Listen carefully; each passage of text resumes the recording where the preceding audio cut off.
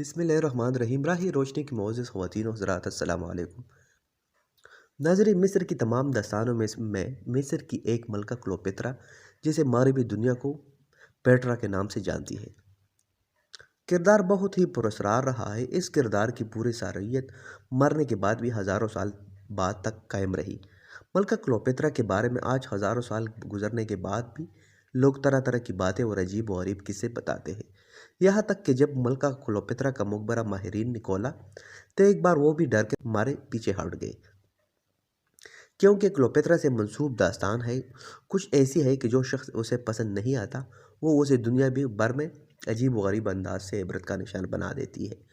क्लोपेत्रा के बारे में इसके अपने दौर में भी मिस्र में यही समझा जाता था कि इसके पास कोई ऐसी पुरशाद ताकत है जिसके बलबूते पर उसने दुनिया के बड़े बड़े शहनशाहों को अपने जुल्म का असीर बना लिया है, और वह महज इसके आशिक ही नहीं बल्कि इसके बेदाम गुलाम बनकर रहते हैं।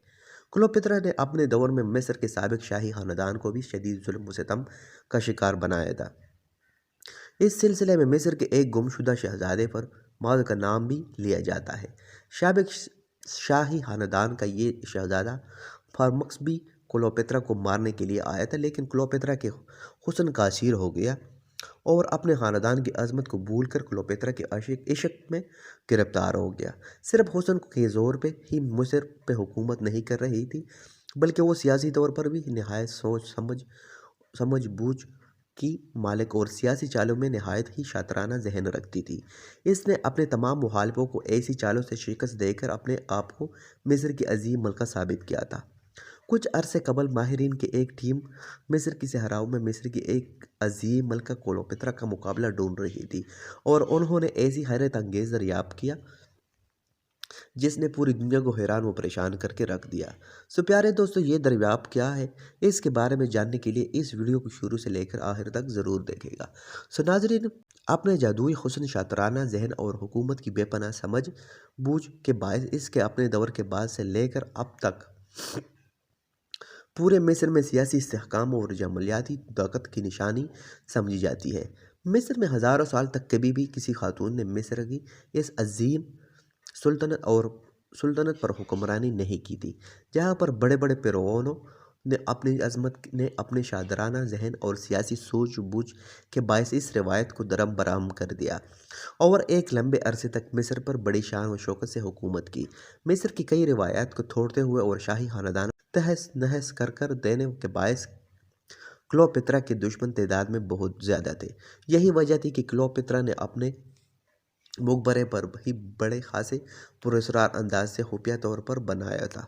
वो मकबरा इस तरह से बनाया गया था कि जब उसमें क्लोपेत्रा को दफन करके बंद कर दिया जाता तो कोई नहीं जान सकता था कि मकबरा कहाँ मौजूद है। इसकी वजह यही थी कि कहीं क्लोपेत्रा के मुखालिफिन को इस मकबरे को की निशानी मिल गई तो वो इसकी लाश की बेहुरमती से बाज नहीं आएंगे, क्योंकि क्लोपेत्रा ने भी इन लोगों के ख़ानदानों पर बड़ी सपाकी के साथ जुल्म किया था। क्लोपेत्रा सिर्फ हसीन ही नहीं बल्कि एक जालिम मलका भी थी। अलबत्ता जुल्म के साथ साथ इसमें अकल व शऊर व समझ बूझ भी है बेहद पाई जाते थे। यही वजह है कि दीगर फ़िरौनों के एहराम व इनके मकबरों को खोला गया तो वहाँ से दूसरे फ़िरौनों के एहराम के बारे में भी कई मालूमात मिली, लेकिन किसी भी दरियाफ्त शुदा हरम में कोई मालूमात नहीं थे कि उसे कहाँ दफन किया गया है। अलबत्ता क्लोपेत्रा के मज़ालिम और इसके दौर को जादुई और दौर साबित करने के लिए बेशुमार मज़ामीन दीगर फ़िरौनों के एहरामों से भी बरामद हुए हैं, और यही वजह है कि क्लोपेत्रा की मौजूदगी और इसके मकबरे को ढूंढने की कोशिश मज़ीद तेज़ हो गई, क्योंकि दीगर फ़िरौनों ने अपने आप को मजलूम साबित करने के लिए और क्लोपेत्रा को जालिम साबित करने के लिए बड़ी बड़ी दास्तानों का सहारा लिया था। लेकिन जब माहिरीन आखिरकार एक मकबरे की तस्दीक पहुँचे, उन्हें तब भी यकीन नहीं था कि खुदाई शुरू हुई और मकबरे के बड़े दरवाजे को खोलने में बड़ी मुश्किलात का सामना करना पड़ा।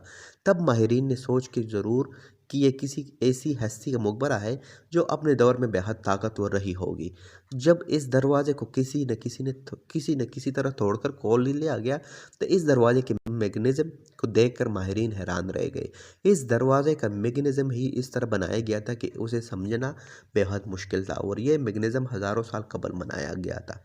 दोस्तों, माहिरीन का ख्याल था कि दीगर मकबरों की तरह इसमें भी एक राहदारी होगी जो कि मैगनीज़्म यानी चैम्बर यानी वो जगह और कमरा जहाँ इस मकबरे के मालिक को दफन किया जाता है, वहाँ तक ही जाएगी।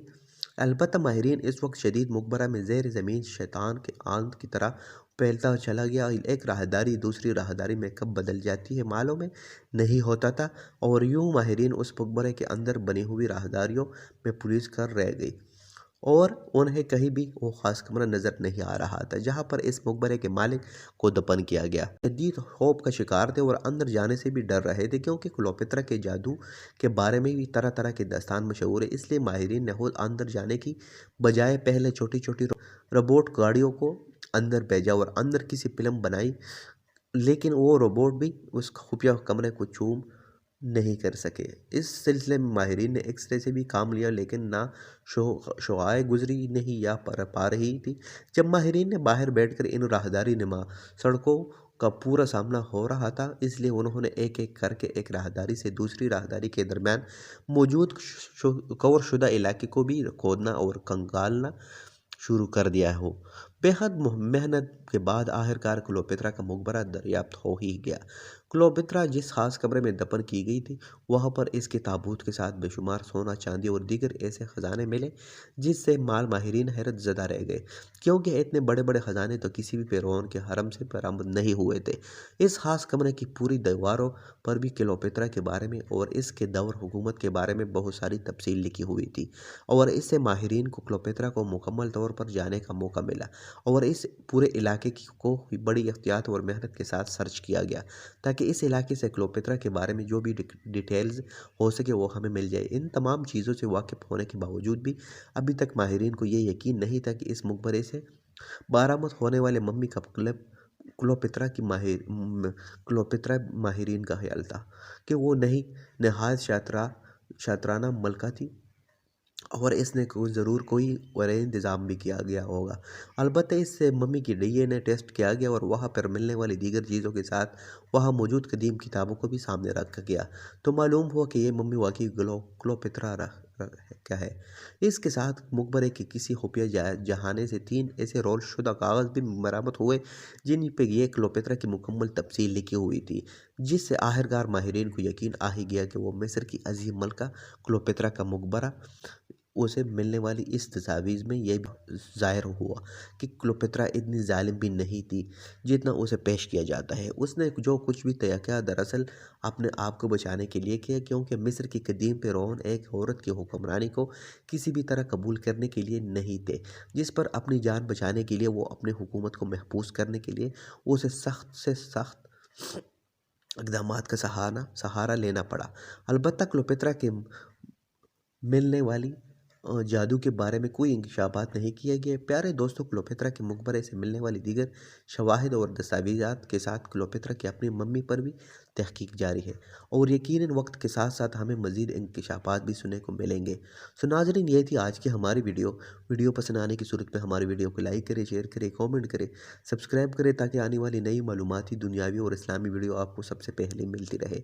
इंशाल्लाह नेक्स्ट वीडियो में मुलाकात होगी, तब तक के लिए रखेगा अपना और अपने प्यारों का ढेर सारा ख्याल। अल्लाह हाफिज़।